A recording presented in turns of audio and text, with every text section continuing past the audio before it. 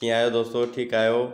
अॼु कंजूस माण्हुनि जे हवाले सां हिकिड़ो जेको आहे दिलचस्प टोटको ठाहियो त मां तव्हां सां मां शेयर कयां।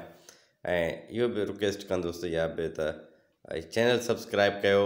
थोरा चैनल खुटल आहिनि ऐं जेके तव्हां सभु सब्सक्राइब कंदो दोस्त त मुंहिंजो 1000 जेको आहे सब्सक्राइबर पूरा थी वेंदा ऐं चैनल मोनिटाइज़ थी वेंदो। सो अव्हांजा कुर्ब। ऐं हीउ किसो आहे तव्हांजे जेके कंजूस दोस्त आहिनि उन्हनि जे हवाले सां। त हिकिड़ो हमरा कार तां लही करे मुर्गी वारे वटि वञी बीठो ऐं उनखे चई त पा मुर्गी तोर।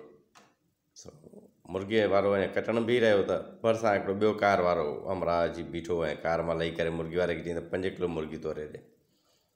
त पा वारो ॿाहिरि चुप करे बीह रहियो। 5 किलो वारो मुर्गी वठी रवानो थियो त उन हमरा पहिरियां हमरा पुछा की हिन कासाई खां त हीअ छा भला एॾो अमीर माण्हू आहे जंहिं 5 किलो मुर्गी वरिती आहे? त हुन ॿुधायोसीं हिन पाण त अमीर कोन्हे को, पर हाणे हिन ताज़ो हिकिड़े बेवा औरत सां शादी कई। हुनजो मुड़ुसु कंजूस हो। सो हुन ॾाढी दौलत छॾी, पाण कॾहिं खपाई कोन हुई, सॼी दौलत छॾे मरी वियो। त हुनजी घरवारीअ हिन अमरा सां हाणे हुनजी बेवा शादी कई आहे। त हाणे हुनखे सॼी दौलत अची वई आहे। हुन अमरा जी कंजूस जी दौलत हीअ पियो उॾारे।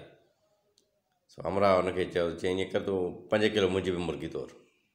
अमरा कासाई हैरान थी वियो त हाणे तो पाव जो आटो वरी 5 किलो। चई मसइलो इहो आहे त मां बि प्यालो करे वञा ऐं मुंहिंजी दौलत को ॿियो उॾारे, तंहिं करे मूंखे इहो हाणे अहसासु थियो आहे त पंहिंजी दौलत पाण छो न खपायां। सो दोस्तो ईअं थींदो आहे त की इलाही सारा माण्हू कंजूस माण्हू पिया गॾाईंदा आहिनि। हिर्स त ख़तमु थियणी कोन्हे। सॼी दुनिया भली कंहिंखे हथ में अची वञे त बि चवंदो त अञा ॿिया सियारा बि मुंहिंजे हथ में अचनि। सो कंजूसी जेके दोस्त कंदा उन्हनि खे रिक्वेस्ट आहे त कंजूसी छॾियो। जेतिरो ख़ुदा ॾिनो आहे त ओतिरो घटि में घटि पाण ते ख़र्चु करियो।